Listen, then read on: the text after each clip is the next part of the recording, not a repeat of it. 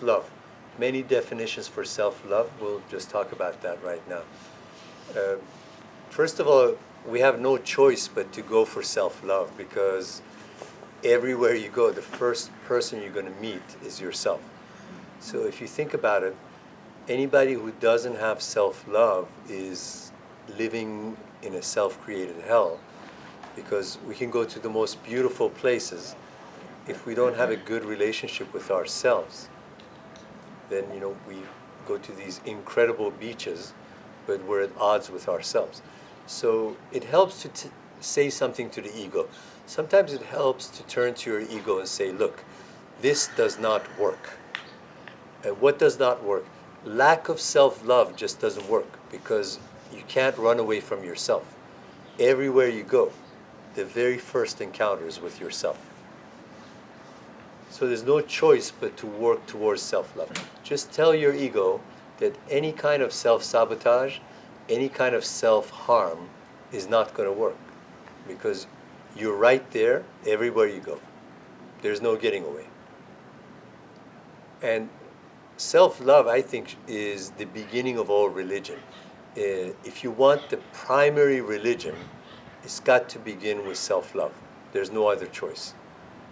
And the highest form of self-love is to imagine that whatever created you in the womb of your mother, that force is still with you. If that force is still with you, then the highest form of self-love is to realize that that force put you here for a very, very specific reason.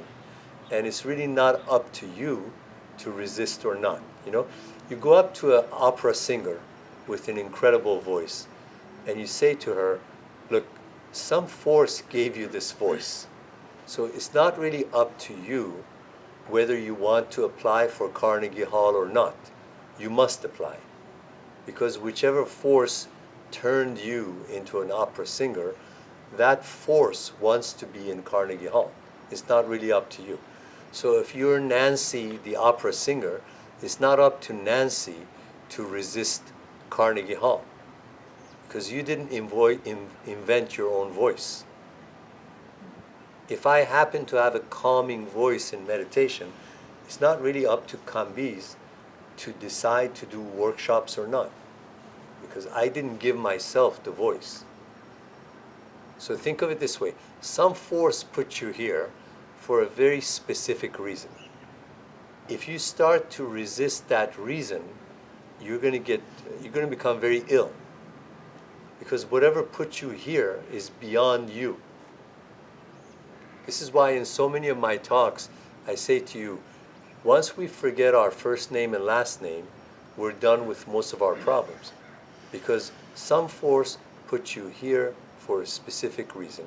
If you just go with that flow, you'll be a lot happier than saying, Kambiz Naficy wants to do this and do that. All of our resistance comes from this first name and last name.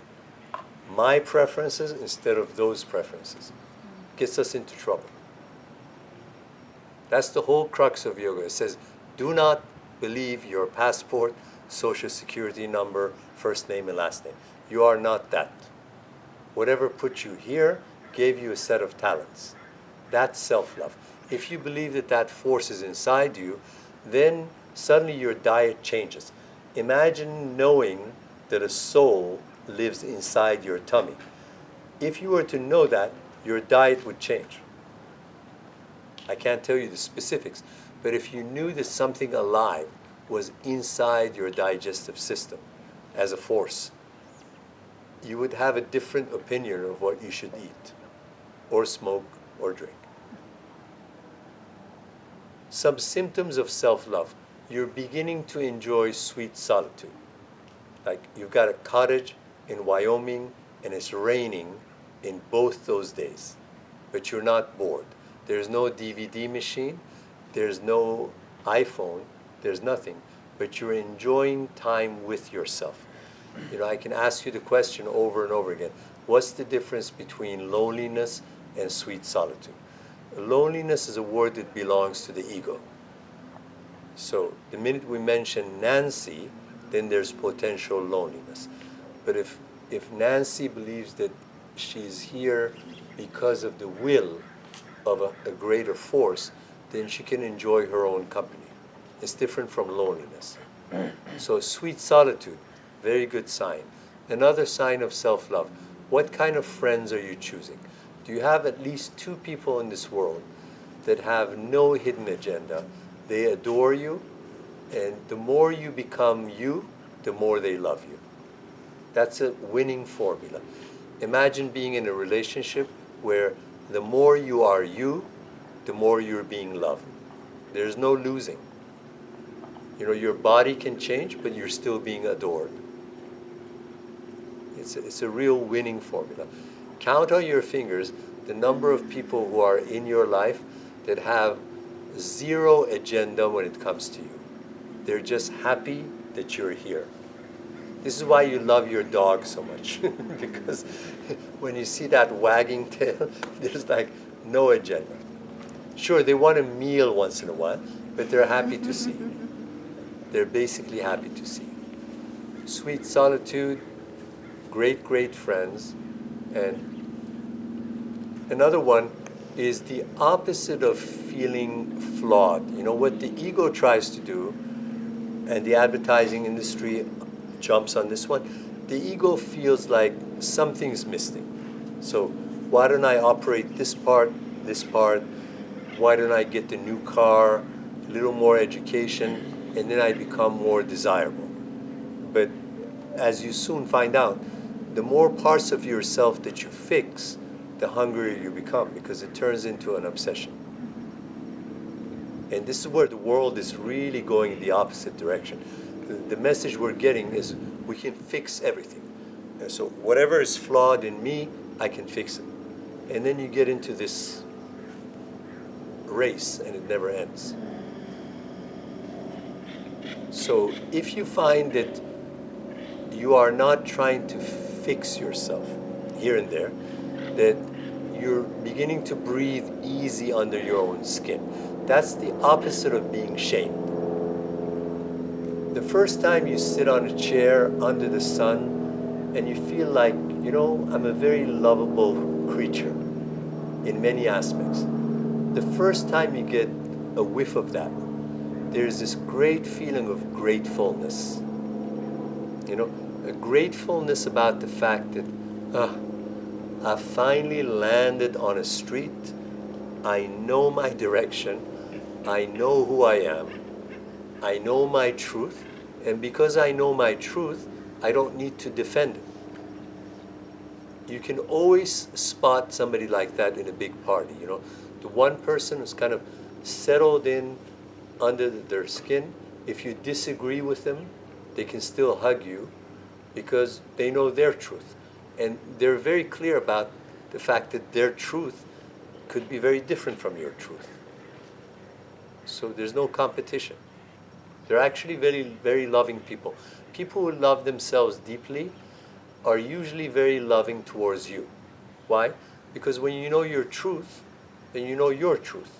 And you know that that doesn't have to be somebody else's truth. So there's no defensiveness. And you're not on guard. I know in my life, my most grateful day was the day that I realized, I found the beginning of my path. Finally, I've found the beginning of my direction, and I'm willing to take this to the end. But I was very grateful to have found the street that was the beginning of my path. It was a very grateful feeling, because I spent some of my 20s seeking out different things, and it takes a lot of energy when you're lost, when you haven't found your overall direction. So I think there's a real deep feeling of gratefulness when you know who you are, your truth, your overall direction, and what you're seeking. There's a lot of relaxation. And then because that kind of feeling brings contentment, contentment also results in simplicity. You find that the greater your self-love, the more simplified your life is becoming. So you don't become a communist. You still go shopping, you have a few nice things, but You don't forget a pair of shoes for a whole year and a half because they're stacked in the back of your closet. If you forget a pair of shoes, then you have too many of them. So this is not communist ideology. It's saying, buy yourself some very high quality shoes, but be able to count them in your memory. If you forget some, you have too many. Now, who am I to tell you to get rid of them? But if you forget something really nice that you have too many. When you get to a point of deep self-love, you'll be contented. When you're contented, you start to appreciate more simplicity, which means, the car is a very, very nice car, but when you have three oil changes, 3 insurance policies. This is the thing about second homes. Some of us own second homes. The thing about second home, you have to be sure you use it. Also, a lot of times you're forced to go to the same place on every vacation because you have a second home. So if that second home is in Maine, you're kind of forced to go to Maine on each one of your vacations because you have to go and get the exterminator and this and that. So, the logical thing, if you have the second home, be sure that you want to go there very frequently, or else it's going to fall apart. So think about simplicity. Simplicity is not lack of self-love. It actually comes from, I appreciate my relaxation so much that I don't want to be forced to take care of 3 cars. If I have 3 cars, maybe I hire somebody to take care of them, to sometimes enjoy. I've been to many neighborhoods that are very, very rich neighborhoods, like Lake Geneva in Switzerland. Right around Lake Geneva are the fanciest penthouses. If you ride a boat around Lake Geneva, you realize that most of those curtains are drawn most of the year. They're beautiful apartments, but there's nobody there to enjoy them. They're not there often enough to enjoy them. Other aspects of self-love. Self-love is very different from being very obsessed about your body, your hair, the makeup. Conceit is very different from self-love. Conceit is a different thing. Actually, self-love is very quiet, very unassuming. People with deep self-love tend to have some inner quietude. They tend to be very attentive towards you. Somebody who loves themselves deeply tends to be very attentive towards you. Because there's contentment inside, they want to know who you're about. Because the mind is quiet, they're focused on you. When you see people with a lot of presence, present moment awareness, most likely they have a lot of self-love. Because for me to be focused on you, it means that I'm so quiet inside that I can afford to be focused on you. Also, pay attention to self-sabotage. Like, ask yourself, in the past 14 days, what percentage of my time has gone towards constructive life building versus resistance and sabotage? So, 3 cigarettes in the balcony, that's self-sabotage. Not calling your mom because you're too angry, self-sabotage. Casino, you're definitely supposed to have fun on this journey. Just figure out which kinds of fun are self-sabotage and which kinds of fun are lots of fun without self-sabotage. So do a test on yourself. Say the past 7 days, what percentage of your time has gone towards doing something constructive for yourself? I don't mean just work. I mean giving yourself good experiences. I would say to you, one homework assignment in terms of self-love, don't go to sleep on any night until you've given yourself at least one good experience. By good experience, I mean something that's uplifted you, something that's made you feel better about yourself. Some self-congratulation, something. going beyond your comfort zone, making more money, gaining more expertise, saying something very loving to somebody else, and you get a hug back. Don't go to sleep until you've collected one good experience per day. If you multiply that by 360, that's a lot of good experiences. And that's only one per day. You can do it if you set your mind to it. You say, oh, it's 5 p.m. I haven't given myself a good experience today. I've only got 6.5 hours left. I must end this day with one good experience. And then we come up against the problem. Some days are very bad days for you. You know, you have that flat tire, or you might have even been fired, or you lose a dear one. So here's a real sign of self-love. What do you do with yourself on really bad days?